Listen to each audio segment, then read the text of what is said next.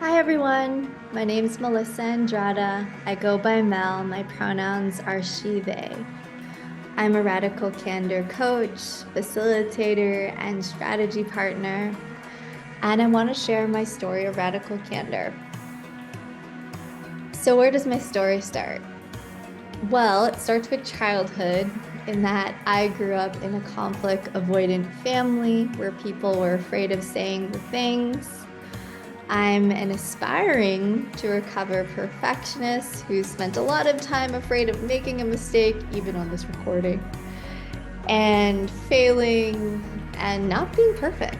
And of course, everybody wants to be perfect, but the truth is, none of us are. And I have had a tenuous relationship with feedback. And it's taken me many years to come to a healthier relationship with difficult conversations. So I want to share a little bit about that journey. Several years ago, I was in London co-running a VC-backed startup. It wasn't VC-backed when I started. And I was tasked the first year to help raise that VC-backed funding.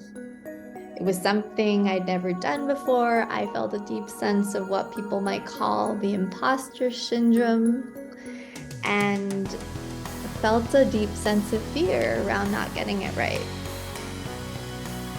And I remember that summer we were pitching. I had iterated our investor pitch something like 42 times.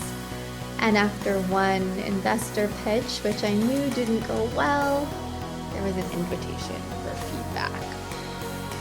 And of course, when I heard that invitation, a part of me wanted to shrink back. And no, I actually don't really want to hear that invitation. But I knew that they cared about me, they cared about my development, and had already asked me to do something I'd never done before.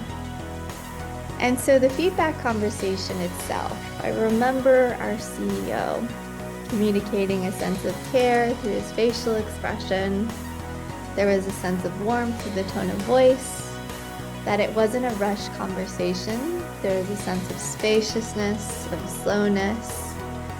And as a highly sensitive person, HSP, it was really important for me to experience that sense of care, which enabled me to hear the criticism.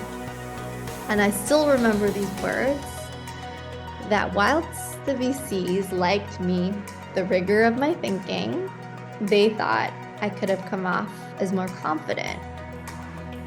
They thought I could have come off as more confident.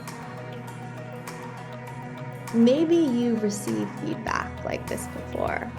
Maybe you think being confident isn't that big of a deal. But for me at the time, I felt a deep sense of shame. This spiraling of my inner critic telling me you're not good enough, you don't deserve to be here, you have to be perfect. And that's often what happens when we receive difficult feedback, is we end up in this spiral, this sense of difficult feelings. And part of what I had to do was evoke some of my skills from yoga and meditation. I'm a yoga teacher now. And to really be able to breathe through the difficult feelings and thoughts. And I was very fortunate also to not just have an active self-practice of really sitting with feedback, but also the support of the management team. That it wasn't just one feedback conversation. It was a series of feedback and coaching conversations along the canal in London, sharing vulnerably about why is it so hard to show up confidently at work, especially as someone who's highly sensitive, introverted, as someone who is a queer person of color in the workplace, and to talk honestly about what it would mean to show up as myself proudly and confidently. And I was very fortunate to not just have the support of these conversations, but also a learning budget, a personal development plan, public speaking training and coaching, therapy, all the things.